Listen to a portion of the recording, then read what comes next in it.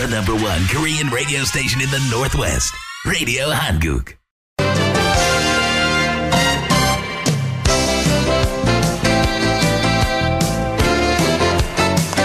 (12시) 정보 데이트. 여러분 안녕하십니까. 12시 정보 데이트 홍승섭입니다. 정보 데이트는 여러분들이 알고 싶어 하시는 정보나 지역사회 화제를 전해드리고 있습니다. 오늘은 건강정보입니다. 치과 분야 상담을 해드리겠습니다.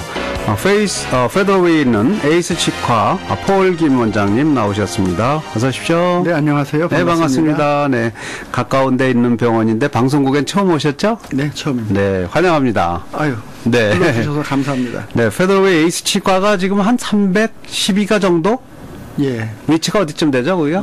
H마트 북쪽, 그러니까 시애틀 쪽으로 네네. 한 블록만 가면 됩니다. 건물로는 H마트 북쪽 두 번째 건물이에요. 단독 건물. 아, 네. 옛날 그렇군요. 부안마켓 바로 전 건물입니다. 네네네. 네, 북쪽으로 올라가시면서 H마트를 지나서 옛날에 부안마켓 있는 그 단지 바로 왼쪽 방향으로 있죠. 네. 에이스 치과 병원 원장님 나오시는데 오늘 이제 막 진료하시다가 오신 것 같습니다. 병원 복장 그대로 하고 오셨습니다. 예. 환영합니다. 네, 감사합니다. 네. 자, 페더웨이에 있는 에이스 치과 병원 어떤 병원인지 좀 소개 좀 해주시겠어요? 예, 저희 일반 치과인데요. 네. 좀 우리가 교회가 아니고요. 네네. 우리 병원의 특징은요. 네. 좀 어려운 케이스를 많이 합니다. 그러니까 가령 일반 치과를 가게 되면은 어려운 발치가 생겼다. 발치? 이빨 뽑을 때. 네. 그럼 가령 사랑니가 옆으로 누워난 거든지, 네. 숨어 있는 거든지, 뿌리가 깊은 거든지, 그런 것들은 보통 오랄 설전한테 보내거든요. 네. 근데 저희는 그걸 다 하고요. 네. 그리고 신경치료도 어금니 신경치료는 어려워해요. 보통 일반 치과에서. 그러지 못해갖고 전문의들한테 막 넘기잖아요. 그렇죠. 그러면 갔다 왔다. 그리고 전문의는 수가가 되게 높아요. 2배 정도 보시면 됩니다. 그렇군요. 근데 저는 공부를 좀 더 했기 때문에 경험이 많고, 그래서 그런 거를 딴 데 다 안 보내고 다 제가 해결해 드립니다. 발치를 다 하시는군요. 일반의뿐만 아니라. 예, 발치, 네. 어려운 신경치료, 본 그래프트, 하여튼 와. 어려운 것들은 제가 다 하니까 네. 이것저것 불려다니기 좀 힘드신 분들 저한테 오시면 그렇죠. 네. 페더웨이에 우리 한인 여러분들 10,000명도 넘어 살고 계시는데요. 이제 치과 병원 이제 한인이 운영하는 치과 이렇게 얼마나 된지 모르겠습니다만 가장 또 이 지역에 오래되신 이 지역에서 얼마나 계셨어요? 에이스 치과는? 한 8년 정도 됐습니다. 8년 정도요. 경력은 또 전체적인 치과 의사로서 경력은 많으신 것 같아요. 예, 한 14, 15년 정도 됐습니다. 아, 그러시군요. 네. 자, 에이스 치과 병원 우리 폴 김 원장님과 함께 합니다. 이 방학이 들어가면서 이제 되게 부모님들이 애들 사랑니 뽑는 거 이런 것들 신경 쓰는 부모님들 많이 계시는데요. 그런 분들은 이제 오늘 좀 귀를 이렇게 열고 들으시면 좋을 것 같습니다. 근데 사랑니 같은 거 빼야 될 경우는 어떤 경우입니까? 네, 제가 좀 자료를 갖고 말씀드리면은요. 네. 그 어른들 치아 전체 숫자를 보면 32개예요. 32개. 네, 그 중에 4개, 사랑니 4개를 빼면은 28개인데 네. 그 28개면은 충분합니다.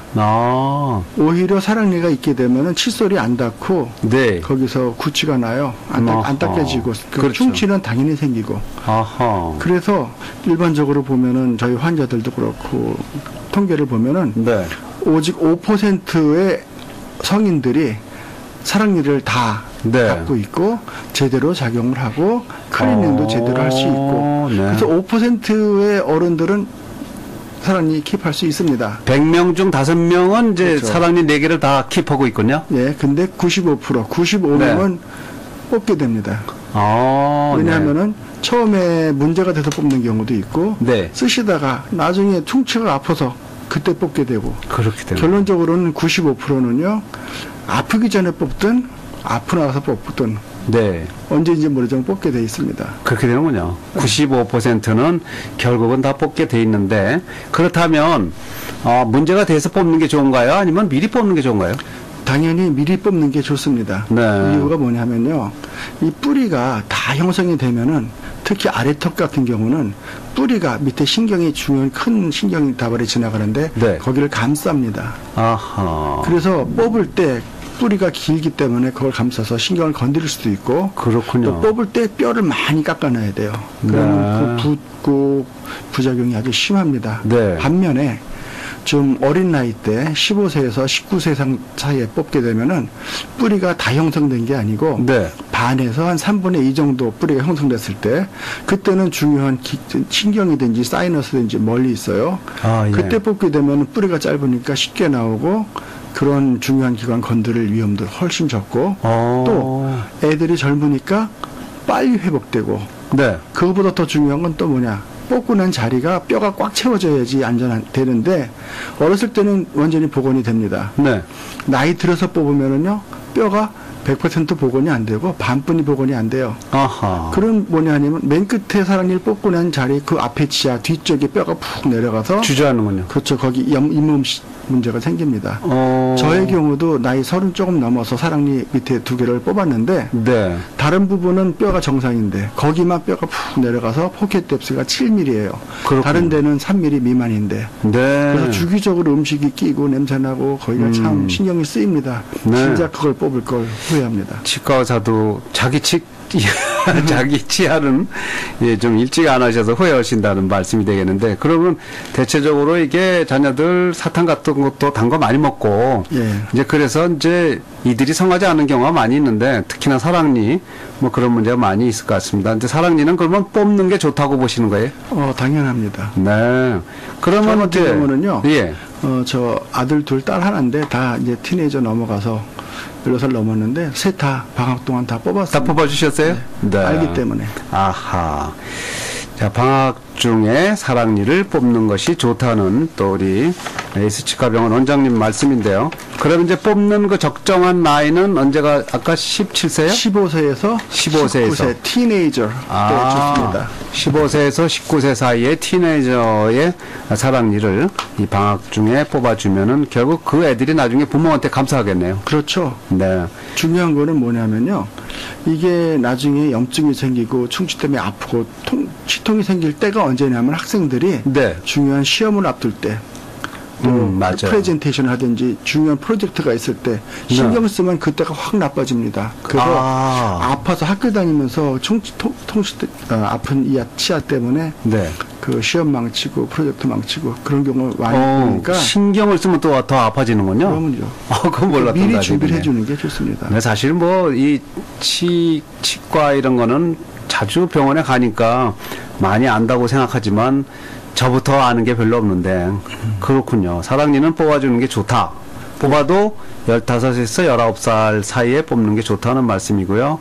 또 대부분의 그 사람들은 95%가 사랑니를 다 뺀 상태다. 5%만이 간직하고 있다. 그런, 그래서 네. 사랑니 갖고 계신 분들 보면 신기해요. 네. 우리 환자들 중에서 오시는 보면 사랑니 갖고 계시군요. 특별하십니다. 그래요. 저는. 자기 관리를 잘한 사람이죠. 네, 그렇군요. 자, 방학 동안에 자녀들, 티네이저들의 사랑니 발치 부모님들이 한번 같이 고민해 보시고요. 그리고 또 기회가 이제 되시면 에이스 치과병원으로 가시면 되겠습니다.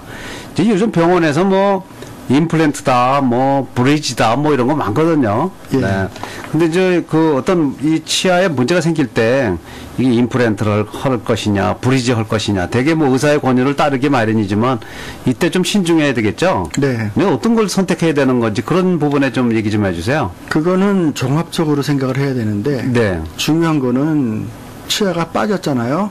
거기를 메꾸기 위해서 임플란트를 하든지 네. 브릿지를 하는데 그 위치에 일단 중요한 게 맨 끝에 있는 치아의 경우는 브릿지가 가능하지 않습니다. 당연히 임플란트로 가야 되고요. 왜 걸대가 뒤에 걸대가 없으니까. 그렇군요. 그렇죠. 그리고 그 임플란트의 경우는 심기 위해서 뼈가 두툼하게 두께도 있어야 되고 높이도 충분히 있어야 됩니다. 네. 그래야지 심기 때문에 그런 상태가 아니라면은 당연히 브릿지를 가는 게 좋고요. 네. 그리고 임플란트의 경우는요, 그거를 하고 나서 관리를 한 적어도 6개월에 한 번씩은 해줘야 돼요. 아하. 그래서 브릿지보다는 관리하는데 나중에 비용이 더 든다는 거를 생각하시면 되고요. 네. 그리고 저는 봐서 처음에 많은 분들이 임플란트로 오시는데 한 많은 케이스를 브릿지로 돌려요. 왜 네. 그러냐 하면요.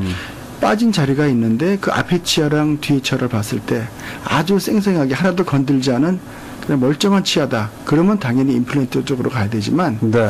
많은 분들이 앞에 치아, 뒤에 치아가 충치가 있어서 크게 필링을 옛날에 하는 게 있든지 옛날에 크라운 했는데 10년, 20년 된 게 있든지 그렇죠. 그러니까 가를 때가 됐다. 그럴 거면은 임플란트를 하나 하시고 크라운을 한두 개 더 하느니 네. 그냥 브릿지를 해버리면은 임플란트 할 필요 없고 또 문제됐던 것도 해결이 되니까 거의 비용도 절반 수준으로 해서 또 만족한 효과를 봅니다. 네. 그리고 자극면에서 씹는 면이든지 그거는 임플란트나 브릿지나 같아요. 자기 치아가 느껴지니까 전혀 이물감 없습니다. 네. 그 임플란트라는 말이 이제 뭔가를 심는다는 거 아니에요? 그렇죠. 그게 뭐 안에 무슨 금속을 심는 건가요? 예. 뼈 속에다 타이타늄으로 된 스크류, 나사목 같은 걸 먼저 심고요. 네.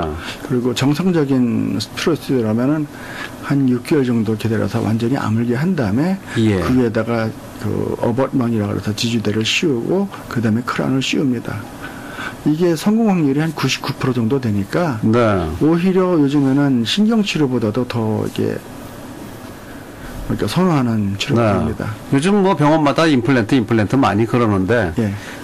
뭘 안에다 심고 하는 것이 이게 우리 인체에 뭐 해로운 건 없나 하는 그런 느낌도 들어요. 예. 네. 그런 분들은, 그러니까 안 해보신 분들은 걱정을 네. 하시는데, 타이타늄이 진짜 그러니까 환경적인 뭐라 그럴까, 몸체에서 우리 잘 몸하고 살아야 어울리는. 예. 그래서 그거 부작용이 거의 없습니다. 아, 그렇군요. 그렇기 때문에 99% 이상 성공률이 있고. 네. 예. 그렇지만 무조건 임플란트 하지 말고, 이제 이렇게 에이스 치과병원에 가시면 이거를 돈이 반값밖에 안 드는 브리지로도 연결할 수 있다는 그런 얘기가 되겠네요. 그렇죠. 네. 자, 브리지는 또 어떻게 하는 거예요? 브릿지는요, 가운데 치아 하나가 빠졌을 때, 네. 앞에 치아, 뒤에 치아를 크라운 깎듯이 깎아서, 그 세 개를 연결해서, 서로 브리지를 만들어주는 그렇죠. 거예요. 교각처럼, 아하. 양쪽에 다리에다 가운데 뿌리 없는 거를 네. 세 개를 연결해서 교각처럼 쓰는 겁니다. 이 에이스 치과의 우리 폴김 원장님은 만날 이렇게 공사하시네요. 네. 네. 치아를 갖고, 그다 브리지도 만들어주시고, 뭔가 또 임플란트 시켜주시고, 뭐, 다란이도 뽑아주시고, 이렇게 하시는데, 어떤 거는요, 이걸 신경치료할 것인가, 또 뽑는 거, 발치를 할 것인가, 뭐 그런 것도 고민되는 경우가 있을 것 같고요. 예. 네, 일반인들은 얼른 판단이 힘들 것 같아, 이게. 예. 그런데 어떻게 해야 되는 거예요, 그거는? 그것도 여러 가지 종합적인 걸 판단해야 되는데, 일단은 그런 판단을 해야 될까지 갔다는 얘기는 충치가 있고 아프다는 얘기예요. 염증이 네. 있다는 얘기예요. 네. 그래서 가령 뿌리가 넉넉하게 길고 뼈도 넉넉하게 있다, 높다. 그럴 경우라 그러면은 신경치료에서 살리는 게 100번 낫고요. 아, 네. 그리고 벌써 잇몸 질환이 심해서 뿌리가 좀 약하고 뼈도 많이 내려가서 치가 흔들린다. 네. 그럴 경우는 뽑는 게 당연합니다. 아, 그렇군요. 그리고 예, 네. 말씀하세요. 이 신경치료도 이제 우리 치아 속에 있는 신경을 죽이는 건가요? 네, 치아 속에는 네. 커넬이라 그래서 관이 네. 관이 있어요. 그 안에 뭐가 들어있냐면 신경이 들어있고 네. 핏줄이 들어있고 조금 소프트 티슈 그런 게 들어있는데 네, 네. 위에서 충치가 생기면 그 부분이 먹어 들어가는군요. 먹어 들어가서 박테리아가 그 자라는 겁니다. 아하. 그래서 주기적으로 치아 속에 있는 박테리아가 뿌리 끝을 통해서 뼈로 네. 자꾸 나와요. 그럴 때마다 인펙션이 생기는 겁니다. 그러면은 임시적으로 아프니까 신경치료를 못할 경우 항생제를 처방해드리죠. 네. 그러면 임시적으로 해결이 되는 것이 뿌리 끝을 통해서 밖에 나와 있는 박테리아를 네. 항생제를 통해서 죽이는 거. 죽이죠. 그러면은 당분간은 괜찮은데 네. 약일 항생제 끝나고 한 2, 3주 지나면은 또 그 속에 있는 박테리아, 다른 박테리아가 또 나와서 또 염증을 또 일으키는 거기 때문에 근본적으로 발치를 해서 뽑아놓거나 아니면 네. 신경치료를 해서 더 이상 그 안쪽에서 나오는 박테리아를 완전히 차단하기 전에는 네, 네. 이거는 해결될 수가 없습니다. 아하. 참 독종들이 많아요. 우리 그 단단한 이 속에서도 그런 또 병균들이 살고 있다는 것이 그리고 좀 그냥 그 신경 주지까지 들어가서 예. 마구 먹어버리고 그 속에 산다는 것이 참 대단하다는 느낌이 드네요. 자, 그런 이제 모든 게 이걸 뭐 임플란트 하는 것이 좋으냐, 브리지 할 것이 좋으냐, 뭐 신경 치료할 것이냐, 발치하는 것이 좋겠느냐, 모든 부분이 그야말로 이렇게 치과병원을 운영하시는 그 의사들 또 원장님들의 그 양심적인 판단에 의해서 결정되는 게 대부분이죠. 당연하죠. 우리들은 그냥 가면 그거 하셔야겠습니다 하면 그렇게 해요. 꼭 해야 돼요. 그러고 나서 하잖아요. 네. 이게 그러니까 이 모든 치과 의사들이 네. 그거는 의무예요. 여러 가지 옵션을 줘야 됩니다. 네. 뽑을 수도 있고 그리고 나중에 나서 임플란트라든지 브릿지라든지 아니면 신경 치료를 해서 크라운을 씌워서 살려보든지. 네. 하여튼 이 모든 병원에서 한 가지만 주는 게 아니에요. 옵션을 여러 가지 주기 때문에 환자가 네. 판단을 하시게. 그렇군요. 네, 역시 이제 의사의 어떤 양심적인 판단, 진짜 고객을 위한 그런 판단 이런 것도 참 중요하다고 그렇게 생각이 듭니다. 이제 보통 이제 정기적인 레귤러 클리닝 뭐 이런 말 있고 한국에서는 스케일링 뭐 이런 말 네. 있잖아요. 여기서는 클리닝이라고 하는 것 같은데. 많은 네. 분들이 클리닝 하면 한 가지로 알고 있는데 네. 한국에서 쉽게 얘기하는 스케일링 스케일링, 네. 또는 클리닝 클리닝 또는 프로피라 그래서 프로필. 인슈런스에서는 프로피라 그래요. 네. 그 세 가지가 같은 맥락이에요. 같은 얘기인데 네. 결론은 뭐냐? 보이는 부분, 잇몸, 치아 보이는 부분, 잇몸 위만 깨끗하게 클리닝 해주는 거를 그 세 가지 프로피, 클리닝, 뭐 스케일링 그러고 그거보다 중요한 거는 딥클리닝이 중요합니다. 나이 30, 40 넘어가면요. 많은 분들이 한국 분들이 주기적으로 클리닝을 안 하시기 때문에 잇몸 속에 치석이 굉장히 뿌리에 많이 쌓입니다. 그럼 네. 그게 문제가 치석이 문제가 아니라 치석 때문에 뼈가 물러납니다. 그래요? 그 치아 뿌리를 잡고 있는 뼈가 반 이상 물러나면 흔들리기 시작하고 30%만 남으면 뽑아야 돼요. 네. 그거를 딥클리닝을 해서 그거를 제거해 주지 않으면은 그냥 뭐 나이 많으신 분들 60 넘으면 다 틀리하는 게 당연한 걸로 아는 분도 계시고 그런데 딥클리닝을 미리부터 하셔서 투자를 하시고 좀 수고를 아끼지 않으시면은 그 뼈 물러나는 속도가 늦어지니까 네. 평생 틀니를 안 써도 될 수 있는 확률이 큰데 네. 그걸 좀 투자가 되니까 많은 분들이 꺼리시죠. 그리고 딥클리닝이 좀 돈이 들어서 그런 거 아닐까요? 그렇죠. 꽤 많이 들죠. 꽤 많이 들어요. 네. 네. 그리고 한 번 하는 게 중요한 게 아니라 하고 나서 3개월마다 한 명씩 네. 계속 클리닝을 해줘야 돼요. 그래야지 이게 안정화가 되고 그리고 안정화가 돼서 잇몸이 더 이상 잇몸 질환이 진행이 안 된다. 그러면 6개월에 한 번씩 해도 되는데 네. 많은 분들이 딥클리닝을 한 번 하고 나서 그 이빨이 시리고 물도 못 마시고 못 마시겠고 이빨이 벌어진 것 같고 뭐 그런 얘기도 하시고 맞아요. 또 3개월 있다가 또 가니까 또 클리닝해 뭐 네. 그런 식으로 해서 메인테넌스를 못하기 때문에 효과를 많이 못 봅니다. 메인테넌스를 잘 못하니까 이제 나중에 문제가 생기는 거군요. 그렇죠. 그러니까 이거는 치과 의사랑 환자랑 서로 믿는 신뢰관계가 돼갖고 이 환자가 이 의사가 이렇게 따라만 가면은 안정화시킬 수 있겠구나. 네. 서로 그게 돼서 따라가야 되지. 처음부터 의사를 이 사람은 긴가민가 하면서 시작하면은 그게 끝까지 못 갑니다. 그렇군요. 자, 그런데 이제 우리가 흔히 생각하는 거는 그냥 그 딥 클리닝 말고요. 예. 한 반년에 한 번씩 클리닝. 예. 이거 하고 집에서 아침 저녁으로 열심히 이 닦고 예. 그러면 되는 거 아니냐? 근데 왜 거기 플라그가 생기고 그러느냐? 이런 예. 의문이 있을 수 있어요. 그거에 대해 설명을 드릴게요. 네. 칫솔모를 아무리 닦아도요, 잇몸 속에요, 포켓이라고 그래, 잇몸하고 치아 네. 사이에 그 들어가는 공간이 있습니다. 아하. 칫솔을 아무리 세게 집어넣어도 2mm 분이 못 들어가요. 아하. 그런데 치석이 생기는 부분, 그런 부분은 3mm 이하, 더 깊은 데예요. 깊은 데 생기는군요. 아무리 닦아도 안 들어가고요. 네. 치실로 아무리 해도 2mm 이상 못 들어갑니다. 그래요? 그 밑에는요, 아무리 10번, 20번을 닦아도 소용없고 계속 진행되는 거예요. 뿌리가, 뼈가 돌아가는 게. 네. 그러니까 그거를 스탑시키기 위해서 속에 들어있는 거를 제거하는 게 가장 중요합니다. 네. 근데 그거를 안 해도 통증이 수반되는 게 아니니까 자각 증상이 심하지 않으니까 많은 분들이 그냥 무시하고 살다가 그냥 결론은 네. 틀리러 가는 경우가 많습니다. 틀니로.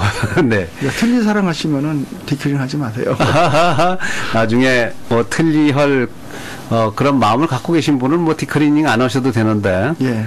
딥클리닝을 하셔야 된다. 이제 그런 말씀이 되겠네요. 이 딥클리닝, 그러니까 어떤 경우에는 클리닝을 하고 어떤 때는 딥클리닝 하는 거예요? 예. 네. 클리닝, 딥클리닝을 어떻게 네. 판단을 하냐면요. 제일 중요한 거는 엑스레이를 종합 검사를 다 해야 돼요. 아, 엑스레이 찍은 다음에. 어디 아파서 가면은 딱 한 장 찍고 마는데 이게 아니라 예. 18장이 한 세트입니다. 네. 그 전체를 다 보는데 한 개를 보도 여러 각도로 보게 돼 있어요. 네. 그래서 뼈 상태, 얼마나 녹아나 있는 상태, 그것도 엑스레이를 확인을 하고 네. 또 프로빙이라 그래서 약간 뭉툭한 뾰족한 기구로 잇몸 하나하나를, 치아 하나하나를 6군데를 다 찔러서 눌러버려. 무게를, 깊이를 재서 작성을 합니다. 네. 그래서 그 프로빙 뎁스가 3mm 넘는 것이 있을 경우는 딥클리닝을 해서 제거해주고 메인테넌스 하는 게 당연한 겁니다. 그래서 네. 종합 검사를 하고 난 다음에 이분은 딥 포켓이 없네요. 3mm 다 미만이고 찔렀을 때 피도 전혀 안 난다. 네. 그럴 경우는 레귤러 프로필을 권하고요. 그게 아니고 딥 포켓이 많고 잇몸이 부었고 치석이 떡지떡지 있고 네. 포켓이 깊다. 그러면은 당연히 클리닝 아니고 딥 클리닝을 권합니다. 본인은 뭐 잘 모를 테니까 모르죠. 역시 이제 전문 의사가 이제 정말 양심적으로 판단해서 이건 그냥 클리닝을 하든가 딥 클리닝을 결정하면 되겠네요. 자, 에이스 치과의 폴 김 원장님과 함께 하고 있습니다. 페더웨이에 있는 에이스 치과의 폴 김 원장이신데요. 전화번호 좀 하나 안내해 주십시오. 아, 예. 네. 우리 전화번호는 253, 이 지역이다. 253 지역이니까 그 528-0911. 네. 그래서 이솝 씨 그 선전할 때 네. 5 이빨. 아, 네. 911. 네네, 맞아요. 5 이빨 아픈데 그러면 911, 911 불러야 되니까. 오, 253, 528, 0911. 예. 네, 528이군요. 네, 253, 528, 528입니다. 528에 0911, 0911, 528에 0911로 이렇게 직접 예약도 하시고요. 정기적으로 이제 최소한도 클리닝 한 1년에 2번은 해야 되는 거죠, 꼭? 예, 당연히 해야 되는데요. 네네. 잇몸 상태가 정상적인 분에 대해서는 1년에 2번이고요. 네. 아까 말씀드렸듯이 잇몸 질환이 있어서 치은염 그런 분이 치주염 있는 분들은요. 네. 그 1년에 디클링하고 3개월마다 하다가 3개월. 상태가 좋아지면 1년에 2번이지 무조건 1년에 2번이 아닙니다. 아, 그렇군요. 네. 자, 오늘 치과에 관한 여러 가지 정보 함께 배웠습니다. 네, 페더웨이에 있는 페더웨이 312가이죠. 에이스 치과병원의 폴 김 원장님 도움 말씀 주셨습니다. 말씀 고맙습니다. 아이고, 감사합니다. 네. 지금까지 12시 정보 데이트 함께 하셨습니다. 오늘 방송은 facebook.com에서 한글로 라디오 한국을 치시거나 라디오 한국 홈 The #1 Korean radio station in the Northwest. Radio Hanguk.